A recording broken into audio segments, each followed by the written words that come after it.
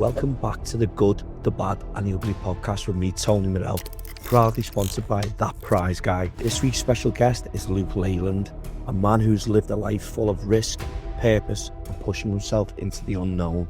We dive into how he became the first Western man to fight Dambe in Nigeria, what drove him to take that challenge on, and the mindset it takes to step into something so unfamiliar. It's a powerful conversation of belief, resilience, and finding your path no matter where you start. Thanks for listening and watching this episode. I could get kidnapped and these bad things could happen. If I can go over there, a Birkenhead lad in the north of Nigeria fighting, anyone else can do anything. It means a lot more than just having greens. This is history, like. Welcome back to the Good, the Bad and the Ugly podcast with me, Tony Murrell, proudly sponsored by That Prize Guy. This week's special guest is Luke Leyland. Really looking forward to sharing the Good, the Bad and the Ugly. How are we, Luke? Absolutely, mate. I'm looking forward to being on here. I've been there, I've watched loads of your YouTube videos and everything. So, yeah, I'm a bit of a fan, mate. So thank you for letting me on. No, listen, thanks very much. We've obviously been speaking for a while. I find you very interesting, Luke. We've been speaking for a good 12 months or so, I think it is now. And your story sort of, I said to you, didn't I? When we get through season 2, we'll get you on season 3. Yeah. And here we are. And I know you've got an interesting story and, you know, about success, you know, bit of good, bad and ugly in it, obviously, should I say, but stuff that you've been through. But also, it's a really interesting story. So let's get right into it. Where you're from, where you grew up, family life and school life was like. Yeah, so I'm from Birkenhead, born and bred, as we like to say. Me school life, I went to a couple of different high schools, so I've always struggled with like sort of reading and writing and things like that. I've got dyslexia, so they say. I am statemented for dyslexia, but I'm not one of these people that likes a name on things. I'd rather just go like, nah, give another go at it and see if more. Yeah, I get what you mean. But yeah, so I went to a couple of different schools, obviously struggling with reading and writing and stuff. And yeah, I think one of the last schools I went to really kind of focused on like sort of like reading and writing and different kind of skills and things like that. So with that school, I don't really want to obviously mention certain schools and that, but with that school it really helped. They picked up on that, did they? They picked up and on they helped, that because obviously, yeah. With growing up, like back in many years ago, like schools didn't really know about like certain things like dyslexia and things like that. So one of the schools I went to only just opened a certain like unit for people with like certain like who struggled with like certain learning difficulties and things like that. So that's the reason why I went to a couple of different schools, because they didn't really know like where to send people or what to do with stuff really. Now it's massive, they really focus in on certain things. So and the support and the help's there now. 100%, yeah. So I think kids growing up nowadays they've got a lot more than what we had a long time ago. Like, of course, yeah. I think people of our age and whatever, we were just probably classed as naughty kids or... Yeah, well, that's exactly what it was. Some people have like, is it like attention deficit and things like that. Myself, I used to just like, as soon as a bird passed the window or something, I'd be off. And then the teacher thought I was being like a little bit, rude or whatever. You wasn't concentrating in class and stuff? I wasn't concentrating. Little things like if I'm not getting like certain words right, there was, I'll tell you the funny story. I used to, I would copy someone's like work next to me when I was doing like tests and stuff, and the teacher used to always go, Luke, you're copying? And I'm like, oh.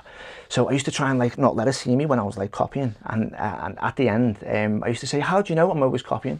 She said, because you're copying his name at the top of the paper as well. So I was like, so that's like, it just shows you like the kind of difficulties, that I had with reading and writing and stuff like that. But yeah, obviously after that I learned not to, I used to say, where's your name? All right, sound. And then and go from there. But yeah, growing up in and around Birkenhead, it was very interesting. It's Birkenhead, it's in itself, it's it's got a lot of good, and I know like with yourself, like people like from Liverpool and stuff, they always used to like give us a bad time about being from Birkenhead. I get a bad time because I'm from Duncombe. I get called the Wool. Yeah. I know you just get called Jen Eyes and that, like, but but now it's as I say, I'm always like very proud, and anywhere I can, I always like try and same here, mate. It's like when you like Liverpool, Birkenhead, Duncombe, even further afield. Yeah. A lot of people are proud from where they come from, and a lot of us probably come from council estates, and there's a lot of proud people on there. Doesn't make you any different to anybody else because you grew up on a council estate and you've got the private estates. Yeah.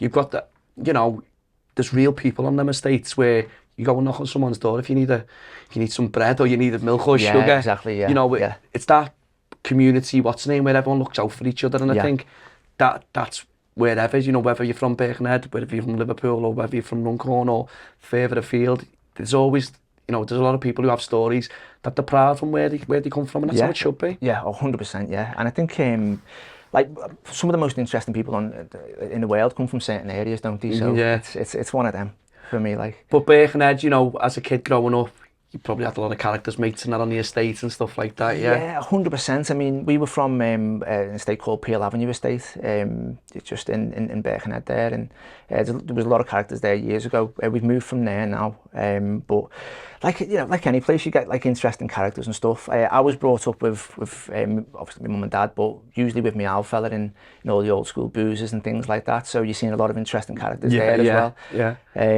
But like, do you know what? Like, looking at it now, I mean, as you know, I've just had a son. Looking at it now, I think, do you know what? I probably can't bring him up like that, and I probably wouldn't bring him up like that. But looking back, I wouldn't change anything, you know. At all, I'm exactly the same. You probably learn when you're a kid, and then you go to like the boozer and all that, and you pick up on things and the characters that you see and they go, you know what I mean? And you just think to yourself, but it's like, not life lessons, but you sort of learn quick, you know what I mean? Because back then, that's people done what they had to do, you know what I mean? Yeah, 100%, yeah, you know definitely. I mean? And that's like, I mean, that's how people were back then, and that's how like my old fella was and stuff as well, like, you know, like a very, very much old school character. Yeah. Well, you know, when leaving school and stuff, did you have a career path or? With mentioning my dad there, my old fella, a long time ago, he was a doorman, and his dad was a doorman, my granddad. So leaving school, I thought, you know what, I want to be a third generation doorman, just because I thought my dad is, I mean, my granddad was, and he also wanted to be a professional wrestler. So they were my two things that I said to the careers guy when he came in, and he was like, this is like bizarre. He said, why do you want to do this? And I was like, well, so I told him about my dad and stuff, and then I said a professional wrestler, because, like, you know, I watch it, and I was a massive fan as a kid, and, you know, I'm still somewhat a fan now. Yeah. But you can see him kind of like trying to be polite, but you can see him going like, you know what I mean? On about here? And it was just one of them things, and I think like leaving school, one of my cousins got me on security straight away.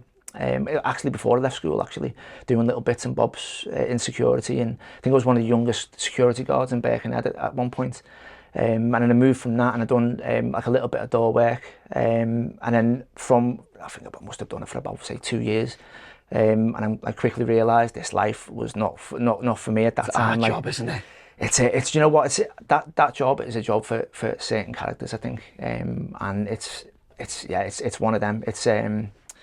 I've worked with a couple of good people. They actually worked in a place in Liverpool called Red Peppers in I think it was in Walton, right down the road by the jail, and that was an interesting place. But there's some good security on there. But as I say, quickly learned it wasn't really my path. And at the time, I was also training in a place in Birkenhead called Burn Avenue Baths. I was doing training how to be a professional wrestler. And the trainer there called Dean eventually said, like, we can get you on the camps and do Butlins, and then we can see where you go from there. So I went from obviously doing security to a little bit of door work, and then went into be a professional wrestler, and that was my job for about 3.5, 4 years. What was it like being like a professional wrestler? Do you know what, it's being a British professional wrestler, it's tough. There's not really no money in it unless like you get to compete at a high level and then get picked by WWE or one of the top names. But I would always, I don't know what it's like now because I haven't been around it for some years, but back then there was a lot of old school wrestlers, and like if you were like the rookie or the new guy or if you're green, you wasn't allowed to sleep in the car. Otherwise, they'd make you do a mile. You'd have to run a mile. If you were new, you'd have to. If you were sharing a room with one of the old school fellas, they'd make you sleep on the floor. Just what it was. They'd have the bed, and you'd have to sleep on the floor. But like it was all it taught you quick. You know what I mean? Yeah. You'd have to make sure when you walked into a dressing room, you shook everyone's hand and introduced yourself, and you just sat there, got yourself ready, and you speak when you got spoken to. And for me, that was brilliant because you learned how to. You learned that you're not a top guy and all this, and you've got a long way. You've got a long way to go before you can be kind of respected like that, really. So do you know what? I think it was really interesting life, and I would have put back then for anybody coming out of school to be a professional wrestler, or at least go through the training of it, like, because It taught you how to be, you know what I mean? How to have respect and all But that. you know what though, you know when you're speaking about it, it's something that you wanted to do and all that, and then you finally got to do it. And you must have visited some places and some crowds and stuff, because the wrestling's massive, isn't it? You know what I mean? It's huge. I think it'll only get bigger, to be honest myself. But it's with that, we've seen some people.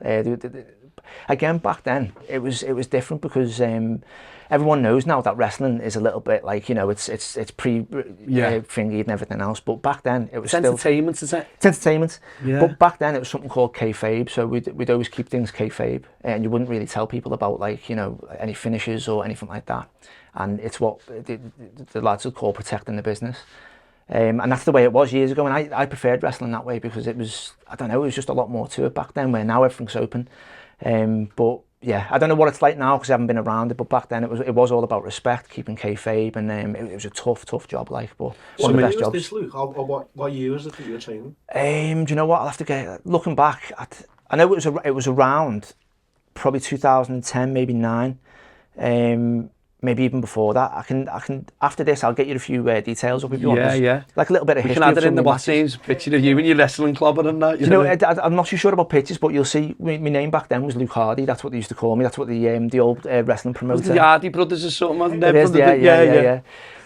But do you know what? It was a great job. It was one of the best jobs I had. You're doing something that you enjoy. Yeah. And then 100%. you know, you're performing, and you know, you see all the kids nowadays, like, who are all banging to the wrestling, but when you're going out performing, like you said, I think you said you went like to Butlins or something like that. Went all over Butlins, went up to Scotland, wrestled over in the Isle of Man. We were meant to go to like different countries as well, but I never got a chance to. But it was huge, and it's still huge, and I think, like, you know, it's in different other countries. I think it's only going to get bigger as well. Did you wrestle Danielson in Butlins? Brian Danielson. I met Brian Danielson a few times. I met Sheamus. I met Paige. I've wrestled Paige's brother. Like, it's, we've seen a lot of WWE champions now. Used to Drew as well, would he have been Drew McIntyre. I met Drew McIntyre. Yeah, he was a lot skinnier back then. But you know, like Ben saying there, some of the people he's just mentioned, and they've gone on to do bigger and better things. They've gone on to wrestling WrestleMania, and that's not being disrespectful to the wrestlers, do you know what I mean? Yeah. And what I mean is, like, now then, everyone, sorry for interrupting this episode. Here's a quick message from our sponsor, That Prize Guy. That Prize Guy have given away over 200 million in prizes and turned everyday people into millionaires. And right now, they've got some huge offers available. £500,000 for just 19 pence. £300,000 cash, or a house, a car, and 50 grand cash. A 7-night cruise in the Bahamas, £75,000 cash. £20,000 a month for a whole year. And if you haven't checked them out, now is the time. Head over and see what's for grabs. You could be next. Right, let's get back to the episode. When you see, you know, what they can earn in the WWE, you know, it's obviously, it was a dream. You know what, I need to ask you this, and it's not even on my notes here, but you know, like, being like wrestling and stuff like that, some of them who you wrestled, like you say, some of it, you know, people can have the perception of what it is and whatever. Does it get feisty sometimes when you, like, you know? 100%, yeah, it was 100%. I was actually, so before you go in to be a full-time professional wrestler, they like to put you in as a referee first, because you can't get any closer to the action then, you know what I mean, and you learn quick being a referee. So I was refereeing once. It was somewhere in Butlins, and an ex-WWE superstar came over. I can't remember his name now, but he was wrestling someone from another country, but we had it in this place in Butlins. And for some reason, the ex-WWE star seemed to have an issue with this other fella.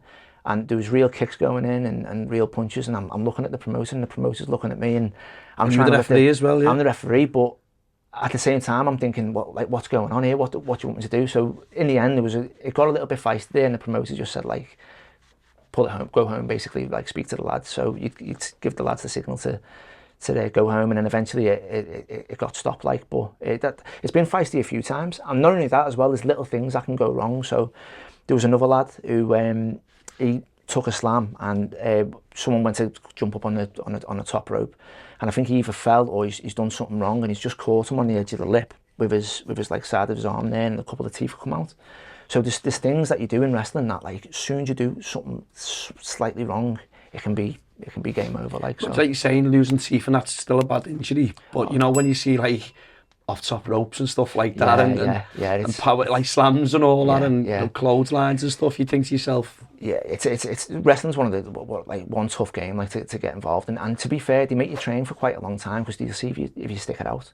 The first like suplex or slam I ever took, like I was like couldn't breathe, and oh mate, it was horrible. But as I say, it's one of the best jobs I've ever had, and I think it would be a great way for young people nowadays, like learn respect for the business and like, you know, your older generation and things like that. That's going to take me onto something, because like you say, you seem still passionate about it, speaking to you now, and I didn't even have any of this on my notes, so it sort of took me off a little bit, but it's like to see you speaking to you, to see you can still see, you got a big smile on your face talking about it. Would you never think of like a wrestling academy or something for kids and stuff like that? I mean, I can't do anything like that myself. I mean, I was only in the game for about, say, as I say, like 3-4 years. But I'm in constant like contact with. You've got contacts for people to. Yeah. There's one of my trainers was someone called Dean Ormark, who's quite like a well-known British wrestler now.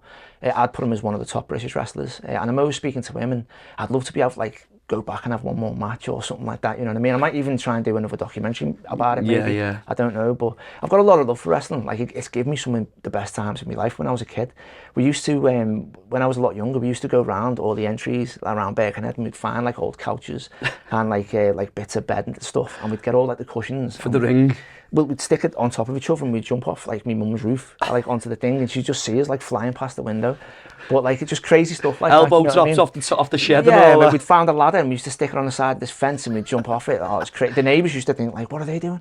But it's given me some of the best times in my life, you know what I mean? I've still got a lot of love for it. Yeah, I can see that. So I'm going to ask you, Luke, what's something in life right now that you're most proud of? I'd say me son, our Carter. He's something like that I just feel privileged every day just to look at, you know. It's my first son, so I didn't know how I was going to feel or anything like that. But yeah, I look at him today and I just think like, wow, like just a privilege just to glance at him, you know. He's your what's name in life sort of thing. He just makes you. Yeah. Before, when my girlfriend like explained to me, like, oh, I'm pregnant, this, that, and the other, I didn't know what to feel. That was probably one of the most scaredest I've ever been in my life, because I thought like, this is like, what do I do now, kind of thing. I remember when we first started speaking, and the conversation we had was like, I remember you saying your missus was pregnant and stuff, and and then we were speaking, and then I think, how old's Carter now? Is he? He's 4 months on Wednesday coming. Because so I was saying my daughter was pregnant and stuff, and and when I said in the new year when we get going, like my daughter's got our Lottie now, so I'm like, and then you sent me a picture the other day, and I went, look, and your little lad's like 4 months old. I was like, wow, compared to our Lottie, like, you know what I mean? Yeah, it's just a mad feeling, isn't it? Yeah, absolutely. It's I never knew I was going to feel or anything like that. You know, I knew I was always going to be there, but I don't know if it's called paternal instinct or whatever. But I look at him now, and when he has like a little whinge, I think, right, how can I stop that? How can I make him laugh, or you know, stuff like that. It's just one of them things, isn't it? As when you're a new parent, but it's it's definitely one of the proudest things of my life. Like, who's been the biggest positive influence on your journey so far? Do you know, I can only say my family, like my brother, like he comes with me to all my stuff that I do, and he's a massive support for me. My girlfriend, like she's before going to, obviously we'll get onto it, like Africa and stuff. Soon, she was like a massive like positive influence there. And you know, sometimes when things don't go right, she's like kind of she's there to pick you up. And 100%. She's always like, you'll see on the trailer when we speak about it, like you'll hear her voice, and she'll say like, you know, you're here, you can do this. And a lot of my family, like my mum and, you know, things like that, like my old fella, obviously my old fella's like passed a few years back, but he was like, there's certain things he said back then which like echo now. Which is dead strange, but you know, just a lot of my family. They've been the biggest supporters for you. Yeah, 100%. Before, and I know I'm kind of shooting forward a bit here. No, we're coming on to that. We're coming on to that soon. Like, so with that, I thought like there was a bit of a downtime during that journey, and one of the things that got me through, I thought, well, even if all this fails, I can still go back, and I've still got my family, and I'm still great to them. And that was one thing that even now, I don't mind making mistakes in things or failing, because at the very least I can go back with my family in my little circle, and I'm still great to them. So, but it's what we're going to speak about in a minute. Like what you're saying there is like, you've got your family, you know, they're there to. If anything does go wrong, you've still got them. Yeah. But what a journey that, you know, what we're going to speak about in a sec is like, you know, that you've gone on. And when we speak about it and people understand when we get deep into it, because when you told me about it, when we spoke, I was like, is this, is this fucking real? That's my channel. I was like, and then I looked into it and I was like, wow, this is, but, the motivation that keeps pushing you forward, but as we're leading up to now, who was pushing you all the time? Was it your family, your missus? Yeah, I think it's just me. Like, I think it's I see these things, and I was being brought up by like my mum and dad to believe like if you want something, you can go and get it through hard work. And that's never stopped me. Like, I always said to my dad, oh, can I be this? And he'd say, yeah. Or can I be an astronaut? Yeah, but you've got to work hard for it.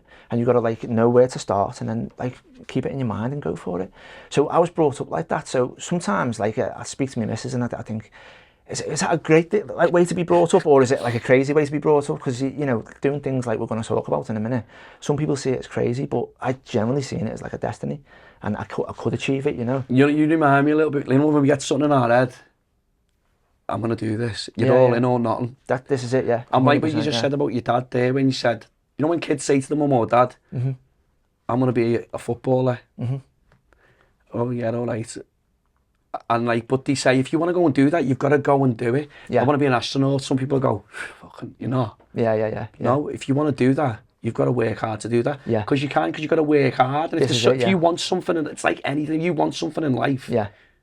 You can get it. Yeah. You've just got to work hard to get it. If you put that in your mind, I want to go and do this. It's like you can achieve anything you want to achieve if you work hard at it. That's no one can stop you from doing anything. Yeah. There's only you that can achieve, believe to achieve in it. You know what I mean? This is it, and that was what was drummed into me as an early age, and I think that's why, like, obviously a couple of things have happened through my life where I think I want to go for that, the wrestling and other things. I want to do this, I want to do that. It's always in the back of my mind. Well, through hard work, go for it, like, Nothing can. Luke, can you tell everyone listening and watching what is Dambe? So Dambe is Dambe. Yeah, it's all right. I knew I was going to say that. I don't expect you to get it right. It's a hard one. But so Dambe is a Nigerian ancient combat sport, and they call it the sport of the spear and shield. So it's a sport where one hand is wrapped in a rope that has been blessed by someone called a malam. It's like kind of a rope. It's a rope. As wraps. It's not a wrap. It's like it's like a rope. It's like you get wraps for boxing. It's not like flat. It's like kind of like a rope basically. And they'll wrap it around. Well, you learned how to wrap it around your hand, and you wrap it around your hand to the point where it's completely tight, where you can't feel your arm. And there's no circulation. There's no circulation at all, and it becomes so condensed. It's like you're swinging a brick around. Like a boulder, like. Yeah, 100%. It's solid, so it becomes harder than the actual fist because it's so condensed. So it's a sport where you can kick. You can only punch with that one hand, but the reason why they call it the sport of the spear and shield is your other hand is the leading hand, where they use it for distance management, for punch protection. So they'll move away, they'll keep it, and sometimes as they're here with you, they'll throw it forward and then come round with the other hand. That, yeah. So that's, with obviously my journey there, I found that out, that's how they do it as well. They'll distract you with one hand, and also you can use it to block and things like that as well. But you can also kick. Can you kick as well in it? Yeah. You can kick in it, yeah. Can you kick below the waist, or is it above the waist, or so the legs and stuff like that? In different kind of places in Nigeria, they'll have like different promoters that will have slightly different rules. But the one that we'll probably talk about in a minute, I made sure I can kick below the body, which was like a bit of a game plan. But yeah, do you know what? It's a sport that I'm a fan of. It's been going since I think around the 9th or 10th century. Which makes it like over like 1,000 years old. Yeah. They believe a lot in and around that sport. The culture around that sport is they believe in something called juju, which is, some people call it black magic, or things like that, or voodoo, stuff like this. So that's a huge part of Dambe. How did you come across it though, Luke? Was it researching, or was it just? I come across it just once on YouTube. It was a company called African Warriors Fighting Championships, and I thought, have you ever seen the film Bloodsport? Yeah. I thought it was a remake of that when I first seen it. I thought, like, what is this? And there was these two lads in this sandpit fighting, and I was like, is this real? And when I found out it was real, I started like watching more of it. I started learning the fighters' names, who they were, what the rules were, and I thought, I wonder if I could like possibly speak to someone over there and say, I wouldn't mind doing some form of documentary, or maybe getting involved and stuff. And I thought, they're going to say, go away. They're not even going to leave an answer back. But I thought, you know what? just ask. If you don't ask, you don't get. Send an email, like. It was an email at first, and I think the guy thought I was just like a bit insane. So I was like, can we just have a conversation so you can see I'm all right? And eventually we did. Yeah, we Zoom? Do you do a Zoom and that, and just to make? We done a Zoom, and the guy was like, "How can I help you?" And I said, "Look, what I want to do certain documentaries and about like certain combat sports, but I didn't want to just do a boxing one because everyone's done boxing now, and even though it's a great sport, everyone's pretty much doing it, especially in like our community and stuff. So I wanted to find something a little bit different, and that's what I explained to the promoter there, and he was like, "Right, okay," and I could tell he probably didn't want to do it. So we had a few meetings actually, and the reason why he wanted a few meetings was to see if I was the right guy to do it, because in that sport they've never had a white Westerner or a European fighter come over before and compete in that sport. Never before, well, since it's been around. So that's the reason why he wanted a few meetings with me, to see if I was the right guy to do it, really. And was he legit as well, do you know what I mean? Yeah, well, he said to me ages ago, he said, at the end of these meetings, he goes, "You sure you want to do, have you got the greens for this?" And I was like, "Look, if I can come over here and put more eyes on the sport, make a documentary, and as he said, like, make history, then, you know, it means a lot more than just having greens. This is history, like." Yeah, we went over there, and I like to think we did a good job. How long did you go over to there? Was it Nigeria, was it? So Nigeria, we landed in Lagos, which used to be the capital, but it's not no more. I believe it's a place called Abuja. So we landed in Lagos and we stayed there for a couple of days, and then we had to fly over to a place called Kano, which is more north. Now, people in Nigeria, some people don't go to the north of Nigeria because it can be a little bit unsettled. So we flew over to Kano, which is slightly a bit more north, and then we drove through the night to a place called Katsina, which is the really north. It's on the edge of the Sahara, and that's where the fight took place. But it's at on our government website. If you look on the government website there, it'll give you a list of places where, like, no-go zones. No-go zones. There's some places where get advice before you go. That was some places in Nigeria, but the place we went there was absolutely red, no-go, specifically if you're white British. Well, that's what I was going to ask you. You know, going over to, you know, a country where you're saying no-go zones, and the culture's a lot different and stuff like that. Was that on the back of your mind? Was you not worried at all? Yeah, 100%. 100%. To be fair, like, it didn't help speaking to people about it, because people started saying, "You can't do this. You're going to get kidnapped. This is going to happen. Yeah. You're going to die," basically. And that didn't help me at all, because I was, as we spoke about before, I had something in my head, and I thought, I can do this. We can achieve it. We can get it done. And it didn't help people saying, "I don't know if this is right for you, Luke," and all this. I thought, I need someone to say, "Nah, you can do this," and this is what I needed. So with doing all the research and stuff and learning, they have Sharia law over there and stuff. So we had to be really, just really respectful and quite careful. Clued up on certain things you can and can't do and all that. Yeah, definitely, because it's not the same. It's completely different from our culture. So yeah, it was. I actually, before going over there, before we got everything settled, I thought there was a possibility that I could get kidnapped and these bad things could happen. So I said to my missus, I need to write my mum a letter just to say, like, if something does happen, I can give it a letter. Like, someone can give it a letter and say, like, well, there's like a letter to say, you know, don't worry about what's happened, and it was my decision to go over there and this, that, and the other. But I couldn't bring myself to write the letter, because, I mean, you're writing a letter essentially to after you know, if the worst comes to the worst. If the worst comes to the worst, and I couldn't get it done. So I spoke to the missus. I said, I can't write the letter, like, because I just got upset about it. So she said, "Look, don't worry about it. If something does happen, I can speak to your mum and let her know, you know, what you need." Was your missus on board? Because obviously she knew how passionate and how you were what's named on that, because, you know, to have that conversation, you know, you're writing a letter potentially that something could go wrong. Yeah. But like you're saying, emotionally you couldn't physically do the letter because your head's... Yeah, it was horrible. But it was at first, but she wants to know why and you know, all this, the missus. But then when she's seen, like, she knows how passionate I can be about things, and fully supportive. 100% supportive. She was, as I say, if you watch on the trailer to the documentary, you'll hear her voice, and you hear her say, like, you know, this was just an idea at first, but now look where you are, Luke. And it's her voice that, like, sometimes it was her voice that got me through a lot of the rough times over there, to be fair. So she was a massive help. How long was you over there when you went to do the documentary? And someone asked me this the other week, and I got mixed up because I've been over there a couple of times, but the first time we went over there, it was 2 weeks. I said a week somewhere else, and it was actually 2 weeks over there. So we had to fly, obviously from Lagos to Kanu, and then we stayed a little bit in Kanu, doing a bit of filming, and then we went over to Katsina. So yeah, it's 2 weeks over there. And do you know what? I don't think my adrenaline dropped at any point when I was over there. Man, wouldn't it stop? Like, if I'm honest, I'd be on my toes. It was chaotic, and like Lagos is completely different from Kanu. Even the weather's completely different, and Kanu is slightly different from Katsina, especially having obviously Sharia law in the north. Some Nigerians, as I say, in and around Lagos and Abuja, some of them won't go to the north.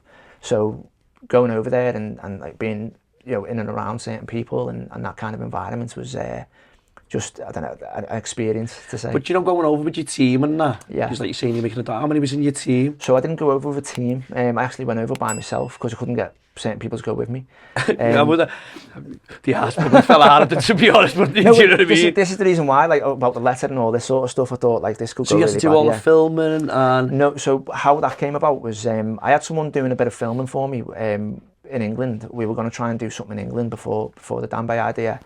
And that didn't work out, so I said, let's Northern Nigeria. I spoke to the boss. We can go over there. We can get the culture recorded. And the guy that was going to film for us didn't want to go over for obvious reasons. Mm-hmm. So I said okay, and he asked a couple more people, and they were like, no, absolutely not. So I thought, it's to Tenerife, is it? You know what I mean? No. So to be honest, I just thought, you know what, this is something I want to do, and I've got to get it done.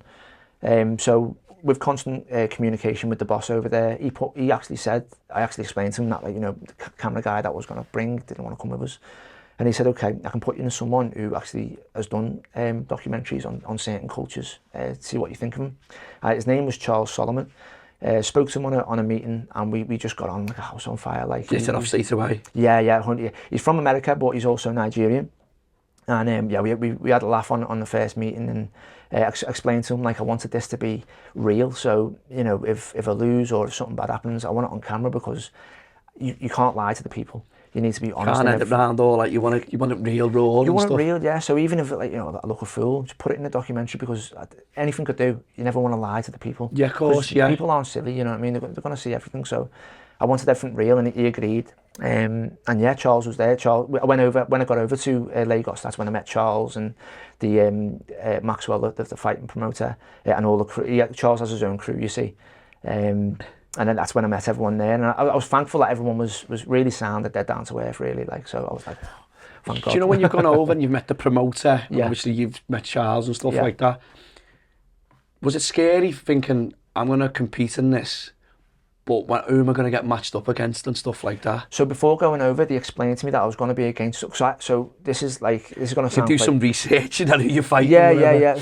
Before I went over, we were discussing about, like, who I could fight and stuff, and I thought, well, if I'm going to do this... You want to fight the best? I wanted to fight someone that was really good. I said, what about one of your local champions? Now, the reason why I said this is no disrespect to them. It was a case of, if I was only going to do this once, then why not test myself against greatness? And that's what I wanted to do. Go over there and see what we can do. So he matched me up against someone called GB Jan Sander, and he was a local champion. And when I got over there, we seen him, and we had a little face-off in the car park. I've seen, I looked on that and seen the... But, like, I know, like, sometimes on certain clips it can look like I'm, like, a little bit, like, aggressive or whatever, but don't let that fool you. These lads are killers. Like, these lads are, like, local champions and things like that, so you can't let them have an inch. Yeah, and that's the reason why. You've got to stand your ground and don't let intimidate you and that, yeah. And plus as well, I thought, you know, I've got country behind me here, do you know what I mean? I thought, I can't let that, this is England, like. So it's, yeah, I wanted to represent myself well, represent my family well, and represent my country well. I wanted them to know that, like, you know, I come here with respect, but I want to give you my best. In the end, because of Dambe politics, that fight didn't end up happening. So we were in the arena, we went to the arena where we fought a couple of times to watch a couple of Dambe fights. And one of the fighters were there from a different house, and I'll explain what houses are in a sec, but his name was Shagon Yallow, and he was a little bit boisterous, and I remember he took one of my water bottles, and I thought he just wanted a swig or something like that, and he took it to say, like, I've got your water bottle, and he walked off. So I chased after him. Wanted a reaction?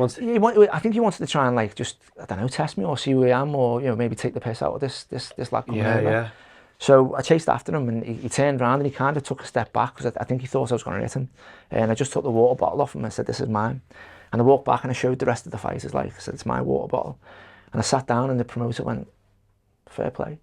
Because I thought, I know you can't let them have an inch, you know what I mean? These are all like You're trying to take the piss, and they've been doing this since like they were babbies. So you need to like show them a little bit of like ferociousness and, you know, what we're about as well. And that was what he tried to do. And in the end, the promoter said, how would you feel about fighting Shag on Yellow then? I was like, I'm going to smash his head in. And the promoter went, all right, sound okay, go ahead then. So from there... the water bottles created the fight, like, you know honestly, what I mean? well, I knew he was trying to take the piss. Yeah, I thought, yeah. I'm not letting you do this to me, or, you know, what, like, especially what I'm trying to represent. So he matched us up, and the first time I seen Shagon after that, I was like calling him over like this, and he was like, okay. And he was like putting he had like this little like bike thing, and he come over, and he went, oh, how you doing? And I was like, nah. I said, you're getting it. And I rehearsed the saying, because you remember the Rocky film when Ivan Drago looked at Rocky and what did he say? You will lose, or if he dies, he dies. I will break you. I'll break you, that was it. Yeah, yeah. I thought, how cool and like terrifying was that? So when he come over, we were both like giving each other a little bit, and I said, Leyland in Anan Zenyi Nasara. And that means Leyland is here and I will win, or he will win, like broken language, like. And he kind of looked at me like that, like, oh. And all the other lads went, oh, like this, like, because you play the language and sort of put it on him a little bit, yeah. Well, I thought, like, you know, just give it a little bit. It got in his head, hadn't you? That's what I was trying to do. Yeah, That's what I was trying to do. And one thing about them Dambe fighters, you can go over there, you can try and be intimidating, you can look into them, you can give them like a little shove. This is what I was doing. I was trying to bully Shagon just because I thought, like, I'm not letting you get away with that water bottle. I've come all this way. Well, it was the way you tried to be as well, and I thought, now you've created like a little bit of thing between us. So I wanted to try and like just intimidate him, as you know. As you do, yeah. You want to try and get that one up on them, isn't it? You know what I mean? For all this like house that he was fighting for, was saying, oh, we're behind Leyland, we're behind Leyland. Like, this is what the coaches were telling me. He said, all these are like supporting you now. So I kept saying to him, all your mates, all your family, everyone supports me. And he kept going, no. And he's pointing up saying like, he only needs God. So I was like, okay, yeah, whatever. And it turns out anyway, like you can't really intimidate the Dambe fighters. You can do what you want and all this, but when they get on that sand, they're a completely different animal, like completely different. You don't really let things get to them, if you know what I mean. Or the one thing that's in the mind is just catching you with that bloody, what's the name? Is it rope, did you say? It's so like... it's they call it kara. That's what they call it over there, kara. So it's like rope, and as I say, it's blessed. So with the juju that I mentioned before, we went through, if you watch the documentary, you'll see the whole like kind of stages that we went through, because I wanted to go through everything that Where can you watch the documentary in that, Luke? So the documentary's on Amazon Prime at the moment. Is it? Yeah. Amazon Prime, you can get it there. What's it called? So it's called Dan Butore Kadawa, but that's a little bit hard for certain people to remember. So if you type in Luke Leyland on Amazon Prime, it'll pop up, you'll see me there. And do you know what? It's a great documentary. You'll see things in that documentary you won't see in any other documentary on Amazon Prime. It's a spot on one, like, but you'll see different things. You'll see me go through the whole juju practice, and you'll see me go through different things with like leading up to the fights and stuff like that. Yeah, you'll see quite a lot of things. But that juju and the black magic and stuff, that's been with Dambe since the beginning. And I wasn't too sure if I was going to go through the practices at first, because I'm an open-minded person, and I thought didn't want anything to follow me back to Birkenhead. But we went through it because I thought, you go through it, show the people at home what Dambe is about, and plus I wanted to be matched to Shag on Yellow as much as I can. Thought if he's using juju, I'll use juju. Yeah. And that's what we did. We went through the whole thing. But it can be quite a daunting thing.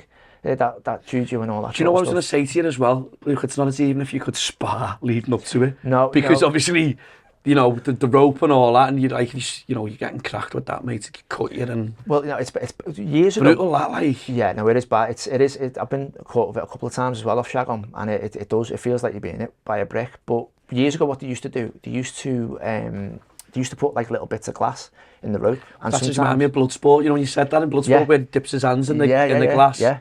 And then is it glue or whatever? Some sort of glue in it, and then he puts the glass on, and then he fights. Yeah. Well, they used to do that. They used to put glass in the rope. When he used to fight? Years ago, yeah. Around, I think, like, I don't know, it must have been like a while back now. Like, but by the time I obviously went over there, they kind of took that out the equation, like. But sometimes what they used to do, they put glass in there and they put like snake poison on it, do you like venom? So when they catch their opponents, like after the fight or even during the fight, if they cut them or whatever, it would weaken their opponent. Yeah. Yeah, it's mental. Poison, snake poison, yeah. That's what they used to do, but because like over there, they'd get snake poison and stuff, and they'd get obviously like a healer to like fix all them the and, all this stuff they used to help voodoo, them out yeah. and stuff. So it's a crazy sport. But as I say, when I fought in it, they didn't have like the glass and all that sort of stuff. It was just a cara and a lot of hope. A lot of hope, yeah. no circulation to your hand. But no, it was horrible. Yeah. leading up to the fight, so obviously you get to the fight and all that. Yeah. What was the lead up like to walk, you know? So on fight day, actually before that, the promoter said, when you walk into the arena, because that's where I'll be fighting, he said, "What? How do you feel being in there?" And because I'd always I knew what arena we were going to be in. I started doing loads of research, and I started thinking, like, I started visualising like me being in there, the crowd being in there, and I said to the promoter, "I feel like I'm home." So he was like, "Wow, okay, I didn't expect you to say that." So the day of the fight, I'd woke up, I'd had like a good sleep, to be fair, and I went to the arena early, and it was like hours early, and all like the camera crew and that were like, "Why are you here? Go home and rest." And I was like, "I don't know, I hate being late for anything, you know what I mean?"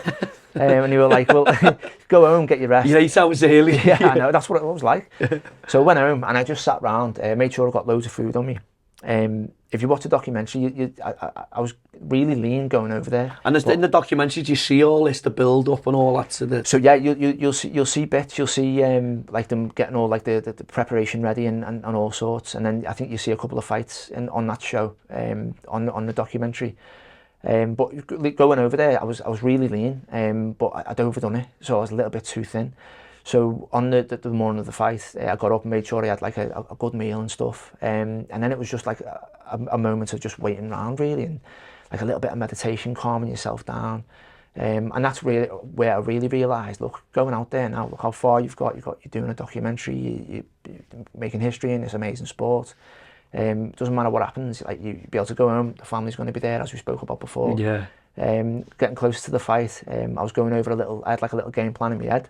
I wanted to boot the legs off him, because I thought then I can slow him down. Then and just give him, yeah. That's what I was trying to think. So in the hotel room, it was a compound where we were in. In the compound, I was just going over, like, just again repeating, getting it in my head, like leg kicks, stepping back, and then next thing a call came through. Then bing, right, we're ready. The show's about to start. So I was like, right, okay, this is it. So there was a bus that come down and collected me. And we were driving through, and as we were driving closer to the arena, there's like more and more people in the streets. And for some weird reason, I started thinking, wonder what's going on. But obviously they're all coming to the arena because they wanted to see a white man fight in Dambe. Because that's never been... It's never been done before. So we get to the arena, and it was mental. It was like, do you know, like all the crowd outside of Anfield. I was going to say Goodson then, but I thought, I was going to say, hopefully, say Goodson or Dale Dickey, like he'd say, but he'll edit it now, because he's Liverpool, isn't he? But, yeah. But like just the streets were just... As you know, on game days, it was just packed, and that's what it was like over there. And I was like, what? So they kept me in the bus because the crowd was a bit hostile inside. Now they told me that we were going to have security there, but all the security there were all dressed up in black, and they had black ski masks on. And all the crowd came over to the bus because they knew I was there. And the police come over, and they had like these batons, and they just started whacking people, bang, bang, bang, bang. And I opened the bus door, and I said to them, like, I can see them, I don't mind. And he said, "You're in Nigeria now." And I was like, okay. A load of kids came over to the bus, and they were like banging on the window, and then one of the police officers ran over and bang, volleyed one of the kids out the way. And then all the kids went scarpering. And I was like, right, this is like serious stuff. This is real, this is like heavy. And then one of the crew members came over and said, "Oh, Luke, have you got your gum shield?" And I said, "No, like I didn't know we were wearing it." So he said, "Oh, I've got it here. I've got a spare one here." And he gave me it, and I said, "You can't just put a gum shield in. It's got to be shaped and all." It's got to be shaped with boiling water. And he was like, "Ah." So he ran off, and he come back. He said, "We haven't got boiling water, but we've got a warm cup of tea." I said, "That's not going to do it, mate." I said, "Like, is Shagon wearing a gum shield?" And he said, "No." I said, "I don't want to wear one then. I wanted to match Shagon all the way. So if I won, no excuses. If I lost, there's no excuses." And that was my main thing. So the Charles came over, the director, and said, "Listen, Luke, I don't know about this no gum shield thing. Like, it could end up going bad." And I was like, if he's not wearing one, I don't want to wear one. And because people seemed concerned, that was doing my head in. So I started getting concerned. I was like, look, I'm all right. Let's just get it underway. I'm focused on the fight, and there's all this carry on before it. This is it. And then eventually, someone came out of a radio and said, "Oh, we're ready for you." And then all like the police and crowd, like like parted ways, and I was walking through. And walking into that arena, it's like something off a Gladiator. I don't know if I'll send you a picture of the arena. It's all stone steps, and like it's like I don't know what they call it. Like almost looks like an amphitheater. And I walks in and introduced himself to the crowd, and everyone was going crazy. Some of the crowd didn't like me. Some of them like loved me, and I had 2 security with me, and they both had AK-47s. And I see Shagon just by the entrance to this tunnel where I had to go down to get ready. And I thought, this is my last little like attempt of intimidating him. You've got to pass him, have you? Yeah. Yeah. So I walked over to him, and I got these 2 big security guards with me with AKs, and I see Shagon, and he looks at me. I said, "You're getting it, you little gizzard." And I got like right in his face, and his face was blank. It didn't get through to him. And I just walks through, because he's used to all that, you know what I mean? Yeah, security and guns and all that. And gets in the back and starts getting ready. And then I can see, as I'm like leaning through like this big like metal door, I can see Shagon getting ready as well. And he's like this with the rope going. Like that, you can see all the muscles in his back popping out and that. And I thought, it's going to be one of them nights, is it? And I spoke to the trainer. We had a trainer there trying to like show us Dambe, and he was training with us and stuff. And he was dead set on don't rush in, stand back, because Dambe, one of the promoters explains it like it's like a bomb waiting to go off. Like they'll wait for a mistake. It's more and of they'll capitalise on it. That's exactly what Dambe is. But I just wanted to get in there and just go. Put it right on him. This was my idea, and he said, "Luke," it was broken English, and he kept going, "No, you can't do this." But I could barely understand him. And when I said I want to rush in there and just put it on him, he went, "Luke, fuck off." Like, swear to God, that's what he said. And I was like, he said, "You stand back." He goes, "You'll go down fast, trust me." And I was like, "All right then." So goes to walk out, and if you watch the fight, you'll see me. Shagon looks over, you can see me just going, because he was just trying to put it on him, you know what I mean? Like, it's just a mental thing, isn't it? And then the fight starts then, and it's weird because in situations like that, you can't really hear the crowd. You just, everyone kind of goes quiet. How many rounds is it? So it's different rules. How many minutes around, or is it? Hiya everyone, sorry to interrupt this episode, but here's a quick one from me. If you're enjoying the podcast and you enjoy what we're doing, you can now buy us a coffee. It's a simple way to keep those stories coming. No subscription, just that one-off bit of support. The link's in the description. Now back to the episode. From what I can remember, I think it was maybe like around 3 minutes around, I think maybe. But what they do, so in different parts of like Nigeria where they have certain parts of Dambe, slightly different rules. So beforehand, I said to the promoter, what do you want to do here? Like, how do you want to, what are the rules in this one? And he said, oh, whoever goes like down loses. And I was like, well, what about if we keep it to like the best of 3 or, you know, something like that? Because I wanted to give the fans a good show as well. And he said, okay. Then we had to ask about leg kicks and things like that, and he agreed on that. We had to get Shagon's side to agree on it. So we went out there, and the first round was, so I watched this Dambe fight ages ago. And this fighter turns his back, and this other fighter runs over and just hits him from behind and drops him. And the fella's just like, hits the floor like a wet tracksuit. And I thought, shit. So I goes to kick Shagon. This was in my head, you see. I thought, if I turn my back, he's well in his right to come up and just hit him. On the side of the head or whatever. It can be on the side, it can be on the back. Can he punch on the back as well? You can punch on the back. It's one of them. It's one of them sports, you know what I mean? It's brutal. I don't know if they've changed it now. Obviously, I haven't been over there now for a while, but anything goes. That's how brutal that kind of sport is. So I thought, right, so I'm leg kicking him, and you can see him, he's shocked, and I'm giving him shit as I'm leg kicking him. You're talking to him as you're fighting? I don't know why, because you can't understand me, but it's just one of them things. And I'm kicking him, and I'm stepping back, and then there was one point I goes to kick him, and I missed, and I turns around, and it felt like everything went dead slow, and I thought, he's going to come behind me in a sec. And because I'm thinking about 20 things at once, I put my foot down, goes to move forward, and it slips. My knee and hand goes down. So once your knee and hand goes down to the floor, knockdown, do they? That's classed as he's won round 1. So I was like, shit. So everything come into my head then, oh shit, we're 1 round down, how are we going to do this now?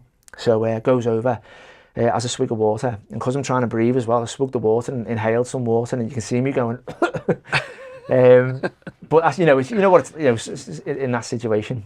So it goes over, collects myself together, and we start round 2. And I had it in my head as well, if we lock up, as soon as the ref separates us, I can go right, step, bang, and throw one in. But when we locked up, and my plan was working, and when the ref stepped in, he stepped in and stepped in between us and pushed us away. So I couldn't run in them with a punch, if you know what I mean. So I thought, right, what am I going to do here? And then Shagon just starts putting it on me then. And as he's coming forward, he's throwing punches. I think I took 2. I could feel the sandbags in like the sand pit where we are. and I can feel the sandbag like getting close to my foot. And So I go go to out your the round, heel, and that, if you go out, that's another round down, and he's best of 3, so he's won then. So he's pushing you towards the He knows he wants to try and get the knockout, so he's throwing, and he's caught me with a couple. And I thought the only thing I can do now is just throw my best punch I can do. So as I'm sitting back, puts my foot on the sand and digs in, and then threw one. And I thought, this is it. And then I've missed him completely, but I've over-egged the pudding, if you like. I've just put everything into the throw, and I've gone down, put my hand down. But like, I had the ref, and the ref hasn't seen it. So I thought, right, realistically, that should have been the end of the round. Yeah. But I've put my hand up straight away. The ref didn't do it. And I've stepped back, I think I threw another 1 or 2. And then my hand's gone down again, and the ref's seen it then. And then the commissioner and the promoter came on the sand, and it was over. And I remember thinking of just all the preparation we had, like all the support I had and everything. And I've lost over in Nigeria. But then that thing came into my head, like, look what you've done. Look what you've done for the sport. You've done a documentary. You open it up to the rest of the world. Do knew nothing about it. Do you know what I mean? Nothing about it. So yeah, it was, and then all the fans as well. Like I always say to people, I went there, I lost the fight, but I won the hearts of the people over there. Like, and they showed me so much love. After the fight, if the fans are happy with you, some of them will get selected to come over, and they'll put like naira. That's Nigerian currency, naira. They'll put like naira on your head to say like thank you. So they'll like rain money on you basically. And everyone was coming over towards me, started putting like money all over me, and I was like.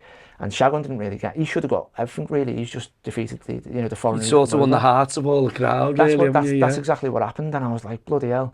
And it was just, it was just a great experience. Like, that was probably one of the best experiences I've had, because it showed a different culture in a place where our government's asked us not to go. And the people there just showing us nothing but love and respect.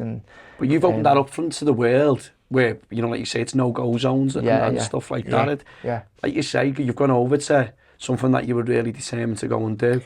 Learn about their culture, learn about this sport, open up to the world and all that. But there's something I want to ask you, what did it feel like getting clobbered with one of them bits of rope around the hands and stuff like that? It's however you think it feels, that's how it probably feels. Like, I thought that, because I didn't know how hard it would be. I actually thought, to be honest, with a bit of rope, it would be like slightly cushioned, because it's so condensed. It's harder than the actual fist. So getting it with it is exactly as you'd think, like being it with a brick feels, or being it with like some sort of tool. He hit me once, and I remember thinking, am I still here? Yeah, I'm here. I'm still here. Okay, keep going. going. Was you cutting that, like? Yeah, I had a little cut over me. I think it was this eye, over my eye, and then. You think it would cut you, like, you know what I mean? Yeah, no, I got like a cut and like a nice little shiner. But it was, I wasn't too bad. I pulled me back as well, putting everything into the punch. So the next day I was like a board. I was like walking like this. But it was, it was a great experience. Leaving the arena that night. Everyone just surrounded the bus, and they were all like going mad. So I thought, I opened the bus door, and the police weren't there, they'd left. And I was just like giving the fans like everything, and I was like saying, oh, thank you and all this, and they wanted to like shake my hand and all that. And it was a connection with a culture that no one really seen before. How did that make you feel, that support and the love that they showed you? Oh mate, it's built a connection with me. So they're called Hausa people. The Hausa people, it's built a connection with me that I've got with them that I'll have forever.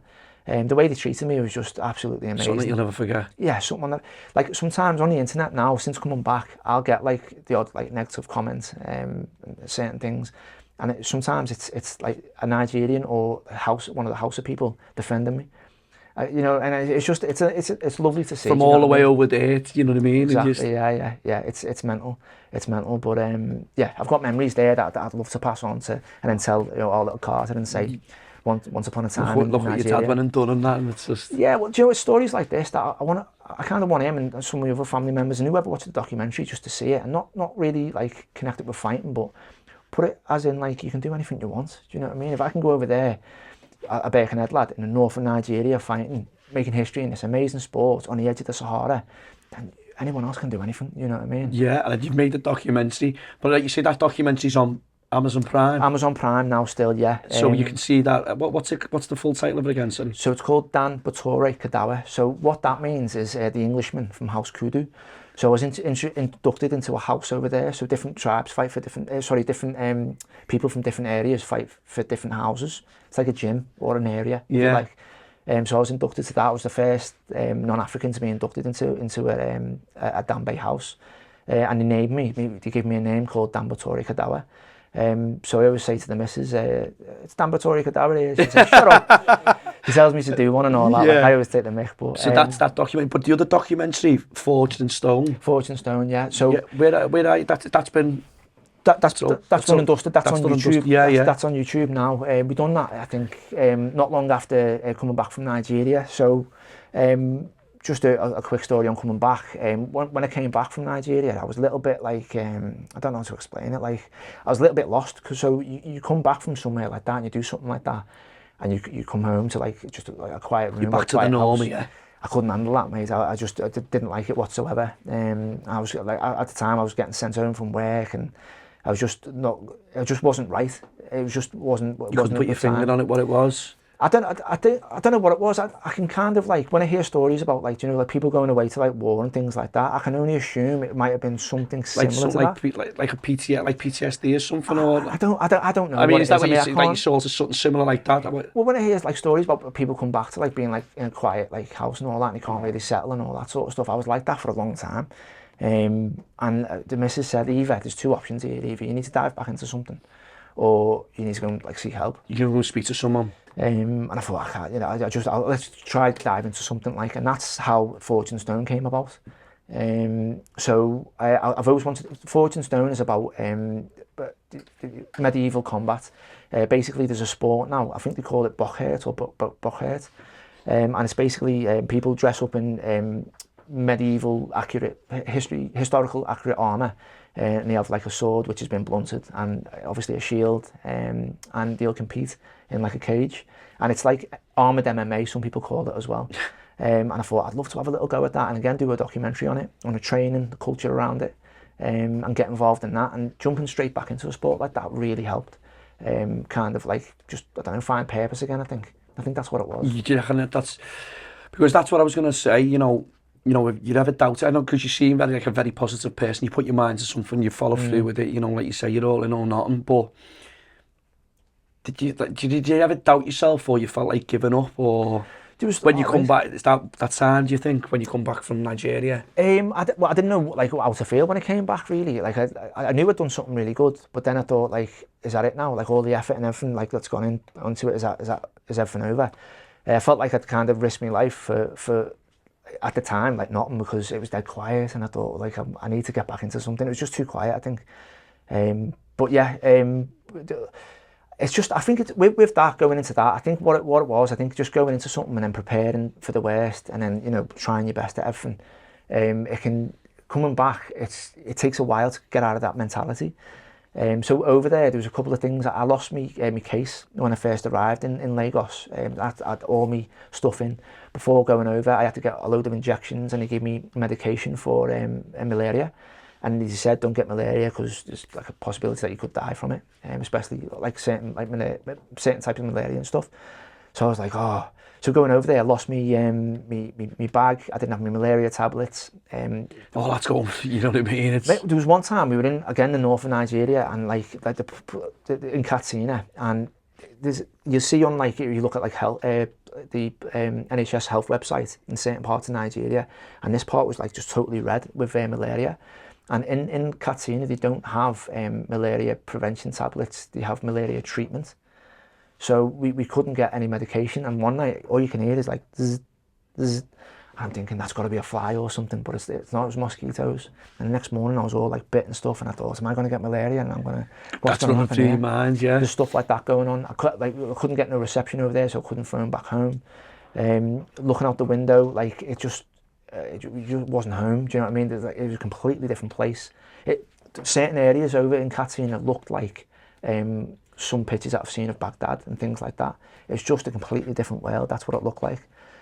So that obviously, like being like missing like family and things like that, that really played like a lot on my mind. But it's just constant little communications with the missus and certain people, like really like just to help lift everything, you know. And I think that's why like family and your little circle is so important. Do you know what I mean? Of course it is. Luke, has there ever been a mistake that taught you a big lesson? I think that's a great question, to be honest. I think I think doubt, you know, I think honestly, like just Doubt's like, a big thing, innit? You know what I mean? doubt's a big thing. What did the imposter syndrome, I think they call it, when like, you know, you think, oh, am I good enough for this, or things like that. You doubt yourself, you doubt yourself, don't you? But you never know until if you don't say something, you'll never know. 100%. Like there's been a lot of things that I've been involved in now, and beforehand I thought, You question yourself, don't you? And that's, I think, like one massive mistake that I've done time and time again. We've all done it. We've all done it. Yeah. But when you make that decision, though, Luke, it's like that, like you say there, when you thought, I'm gonna research this, I'm gonna do this. Now it's a lot different to what, like myself, because I remember when I had an idea of starting a podcast up. Yeah. And you have an idea and you doubt it. I sat on it for 2 years. Yeah. I didn't even tell me missus. I tell me missus everything, do you know what I mean? Yeah. And I always remember telling me missus that I said, we'd been to a log cabin. I think I've said this story before. And it was like a couple of days away. And I went, I've got something to tell you, sit down. And she was like, you're not carrying on, are you? And I went, no, why? I went, I'm going to start a podcast. Yeah. And she just went, you're fucking bonkers, you. And I told her the name of it, and she was on board. Yeah. So when you're like, and it took me 2 years to tell her. Yeah. Because I sat on it and I thought, am I good enough to do a podcast? Am I going to be okay doing it? I'm still learning now, do you know what I mean? I can improve, but it's like looking at you and seeing what, you know, exactly what you said about when you thought about doing this, Dambe, going over there to do, to research this, and when you've got something in your head, you think, I'm going to go and do that. Yeah. But it's that you doubt yourself, don't you? You know what I mean? I think it's being scared of failure. I think that's what it is, because you think, I think when you realise that you can learn a lot more from failure than you can from winning. You can learn a lot along the way. You can wangle it. You can, do you know what I mean? You can blag it, can't you? And then you soon get better. There's some things different areas you can better yourself on. Yeah. And it's just, I think it's exactly what it is. But a lot of us do doubt ourselves, don't we? Do you know what I mean? I think it's naturally in your your brain. It's your mind, innit? You know what I mean? Yeah. I think you got to keep telling yourself positive things. You can do this. I can do that. Look what I have done. Do you know what I mean? Learn off the past and just have a go. Just have a go at everything, mate. Of course, yeah. This is a bit of a what's the name question. What's something people don't see about your struggles? I don't know. I probably had a lot of stuff, to be honest. I've got little things I'm comfortable in front of thousands of people. I'm comfortable performing or fighting in front of people like that. I'm comfortable here in front of cameras and things like that. But if you catch me trying to go to the shop for some milk or something, and someone says, "Oh, Luke, I've seen this or that," I just go to pieces. Mate. And I look terrible. Where I don't know what that is, but put me in front of a situation where other people would feel a little bit uneasy. That just becomes more. I don't know what it is. Mate, that's what it is. Maybe that's what it is. I don't know. Yeah. And do you know what? It's nice when people do give compliments or they recognise you or whatever. Yeah. But when someone says you go to pieces, it's like, yeah, I don't know what that. But in other situations where I would assume other people find uncomfortable, I'm more comfortable in them. Do you know what I mean? Yeah. So it's really strange. I don't know what. You can put your finger on it. You know what I mean? It's one of them. I guess just being normal, mate. I think that's This is another one, mate, and what's something you've battled that you've never really spoken about openly? I guess it would be similar to that, really. I don't know. My missus says I don't know, it was social anxiety or whatever, but just stuff like that, really. And we all get a little bit down sometimes if things don't pan out. Again, I get called all sorts after missus, but she's one of the most important figures in my life. But she says, you know what, I'm sure you're bipolar, because I can either be on top of the world, look at this, or something doesn't work out, oh, that's it, I'm kaput, I'm done. Do you know what I mean? So I think I'm very, very, very extremely up and can be. And I think a lot of people are like that, Luke. It's not just yourself, where you can be high 1 minute, and I think that's just life. Yeah, it can't all be happy days. No, of course not. You're going to have that little bump in the road, and then it's how you come back from that bump in the road, now you bounce back. And I think it's not just yourself, it's a lot of people. Same here, we can all have a smile on our face, but, family life, behind closed doors, you could have certain things going on, which we don't tell everyone. Yeah, and then you put yourself out there, you do this and you do that. Yeah. And it's like, you're always happy, but people don't know the fucking half of it. No, 100% not. No, I enjoy looking on the internet and social media can be really good or it can be really bad. But I love seeing some people that are just starting out or trying new things. You know what I mean? I do. I get inspiration from people like that. I think or they've been through the worst of the worst. And it's like, what if they want to start? It's like anyone starting a new podcast or someone doing whatever journey they're on, and listen, they've had to they've been on their knees, whatever it's been. You know, bad adversity in life. You don't know that person's story, but it's them people who you love to see. To get to where they want to be, and you think 2 years ago, like they had no home, or they were in some kind of addiction or whatever. But to see them bounce back, and to prove everyone wrong, where you think that person wasn't given a chance, and they just prove everyone wrong. I love seeing people like that. You know what I mean? You know, it makes me. I get a lot from that. You know what I mean? No, I'm the same. Like, it's, what is it, like the underdog or whatever you support? I love all that, like that kind of story. People who've got like sort of, they've had nothing, and then they achieve something, and they've, you know, I just wish them all the success and lots of them in the world. Definitely, 100%. Do you think them ugly moments shaped you who you are today? Yeah, definitely. I think, as I was saying before, like you learn more from your losses, and like I think you learn more from your downs as well, don't you? Like if you try something that doesn't work out, at least you've tried, you've took that step. So yeah, I think I've failed more times than I've won at stuff. Social media and all that can probably give people the wrong like view of you sometimes and stuff. But I've failed a lot more times than I've won at stuff. Same here. And that's definitely like got me there. You know what I mean? Got me like a little bit further with life. But it takes that, you know, that failure to get to the next point. Yeah, definitely. You've got to fail. It's not all win. No. And a lot of people don't, probably on social media, don't post all the failures. It's just all hunky-dory, happy days. Do you know what I mean? Do you know what? I try and like I get a lot of like, again, flippant comments. So like some will be like really, really amazing like comments and stuff, and others will be like quite severely negative bad. Negative. But I try and leave even the negative, as long as it doesn't offend other people. I'll try and leave the negative comments on there, because I think, well, that's part of my journey. Do you know what I mean? I want people to see it. Yeah, or, you know, or personal and stuff like that. Yeah, but things like that I'll take off. If it upsets people and all that, I'll just... Exactly, but also, you know, yourself as well. And listen, we put ourselves out there, do you know what I mean? And it's one of them, it's like, we're not hurting no one. We're not offending anyone. No. Do you know, it's like, but the internet's mad, isn't it, at times? And look, and everyone's entitled to an opinion. You know, whether you agree or you don't, that's fine, that's your opinion. But if you've got nothing nice to say, just don't say it. This is it, Do you know what I mean? If you could sit down with your younger self, what would you say? Do you know what? Probably two things. Enjoy the journey and tell the people close to you love them more. That's what I'd probably say, to be fair. Thinking back now, that's exactly what I'd say. Enjoy the journey, because it's going to be one hell of a journey. And tell the people close to you love them more, definitely. Yeah. Pretty powerful, that, like, you know what I mean? How important is mindset in changing your life? Everything. I think mindset's everything. I generally feel like you can take over the world if you've got the right mindset. It's in everything, isn't it? You know, it doesn't matter what you're involved in. Again, like your podcast, you know, that affected your mindset starting off, but now it's brilliant here, and I'm made up to be here. Like if you want to be a footballer or a boxer or a chess player, it's all mindset. It's just you got to keep telling yourself good things, like I can do this, I am this, because naturally I think your brain, if you just leave yourself and don't speak to yourself, your brain will start being like, can I do this, can I do that?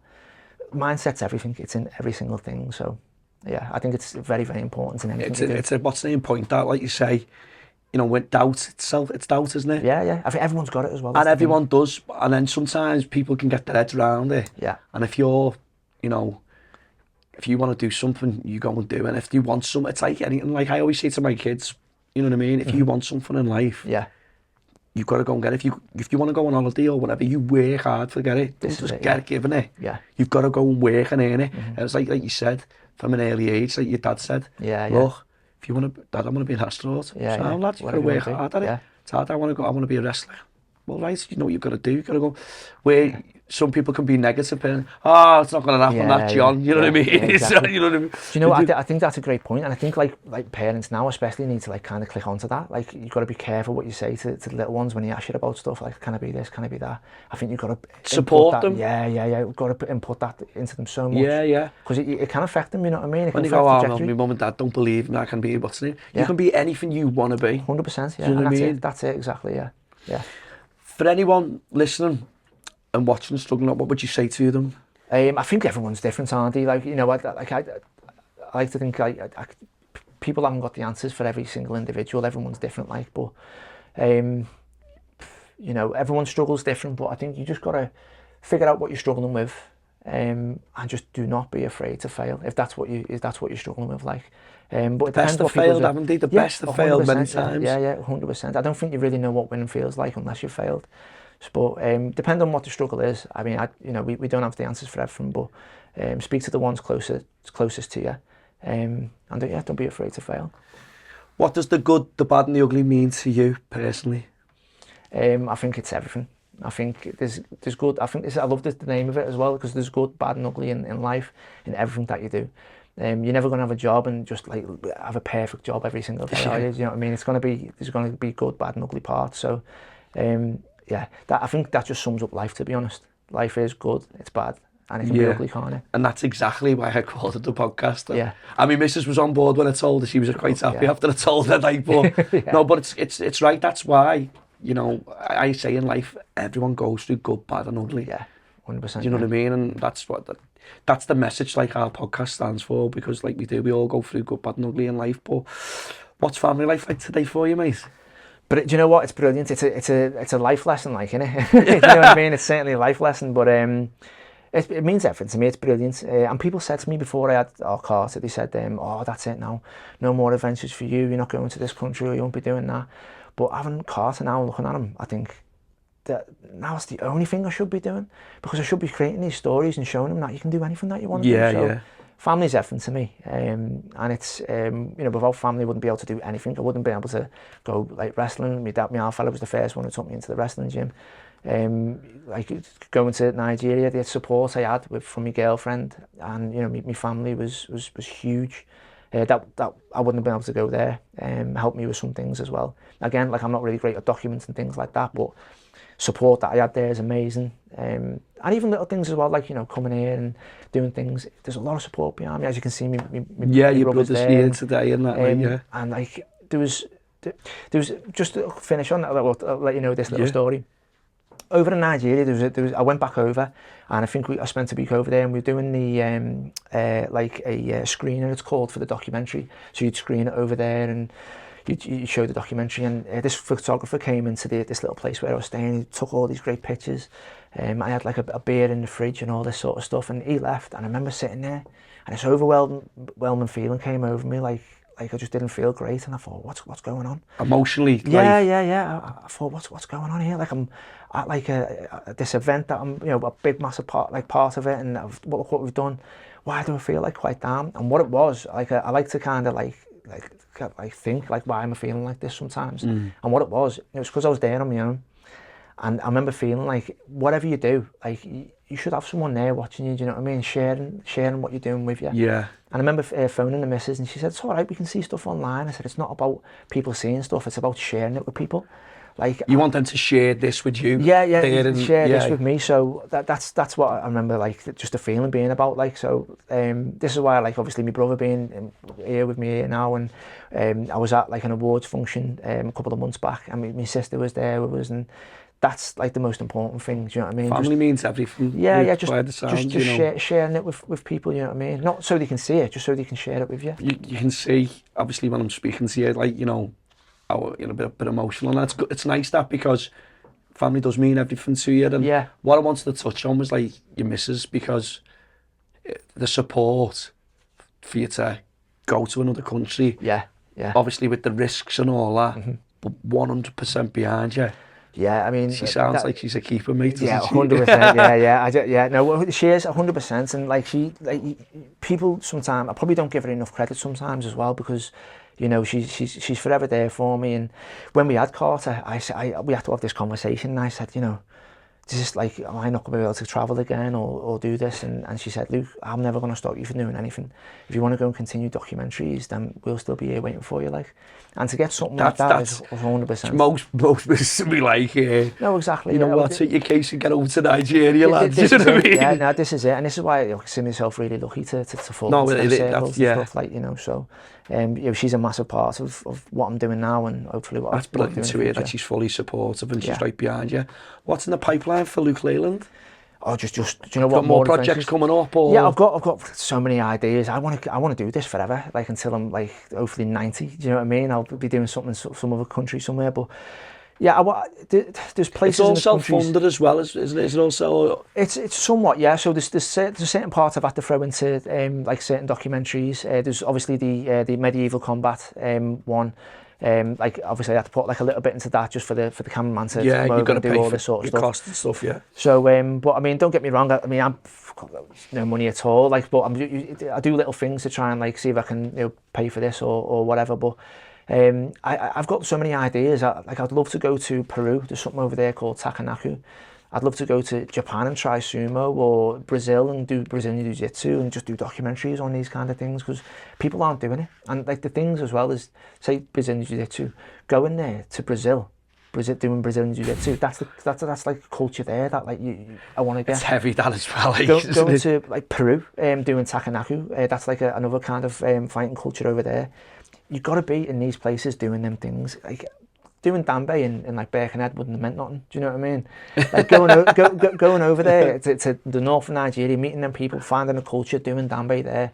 Being there is like the main part of doing the sport. It's the culture. So if there's someone out there who'd get behind this, to support you, you know what I mean? 100%, yeah, definitely. I'll go anywhere in the world, and one of the most important things is you bring in the culture and that sport to the rest of the world. Since I've gone over to the north of Nigeria, there's been probably like, I don't know, well in the double digits now with people going over, competing there. There's been Polish people, Russian people, Americans going over there now trying Dambe. And obviously they've seen it. They've seen it on Prime and stuff like that. Yeah, and then they've gone over there and tried it themselves. Some of them come off a little bit worse for wear, but it's just to get now an impact from other countries into Nigeria doing that sport. Knowing that I had you must be proud for that. Like what you're saying about them numbers and stuff, and then people from other parts of the world are going over to compete in Dambe. Yeah, well, it's just we've done something for the house of people. You know what I mean? And I'm really made up about that. I'm buzzing for it, like. But that's down to, I can see that with that big smile on your face. Yeah. From that, you're giving back. Yeah, definitely. Do you know what I mean? Yeah, and 100%, yeah. You can see you're that type of person anyway, do you know what I mean? It's not like a gain of any sort. No, you're giving back to the village and stuff like that, you know what I mean? Exactly, yeah, definitely. That's what this documentary was about. It's just opening the doors, opening the eyes, building a bridge that no one's crossed over before. We've done something for that sport, and that's a lot of things. Like I get on the internet, people like say weird things. They don't know that like what we've done for that sport. When you like look into it and like delve deep and do the research, you probably don't watch it in broadcasting because you don't not that type of person. I don't think you know what I mean. No, I can see that on with stuff, and it's I want to just keep plodding on with these documentaries, seeing where we go. Since then, people have been getting in touch with me, asking me to do like mad things, like his like there's like certain certain podcasts, like having a little go at podcasting. There's I'm judging a slap fight, Brit Slap, in April. So there's so many different things. So there's loads of doors being opened for you. Loads of doors being opened, and like that's another thing. I just want to have a go at everything. Do you know what I mean? And see what sticks. But the main thing is I want to keep going with these documentaries, going to different countries, experiencing different cultures, different combat sports, and bringing it to the world. But if anyone wants to get in touch with you, yeah, Luke, socials wise, etc. If you've got a website or an email address, how can you get in touch with you? Yeah, so I'm on Instagram. My Instagram is Luke Leyland 1. It's the number 1. And I'm on Facebook as well. That's just Luke Leyland. I'm only on them 2 socials at the moment. I'm looking to go onto other socials, but I've tried a few in the past, and I don't know, it just doesn't click. Doesn't work for you that way. But so far, these 2 have been really helpful. People have been getting in touch with me, asking about certain things. So yeah, I'm not a hard person to find. No, Luke, listen, I've found that really interesting, and it was great to finally meet you and understand. Oh, you too. About the the culture in Nigeria and Dambe and all that. It's just been a really interesting podcast, and listen, I just want to say thanks so much for sharing the good, the bad, the ugly. Oh no, listen, thank you for giving me the platform. Honestly, I really appreciate it. No, anytime, mate, and thanks so much. Cheers, thank you. Cheers, thank you.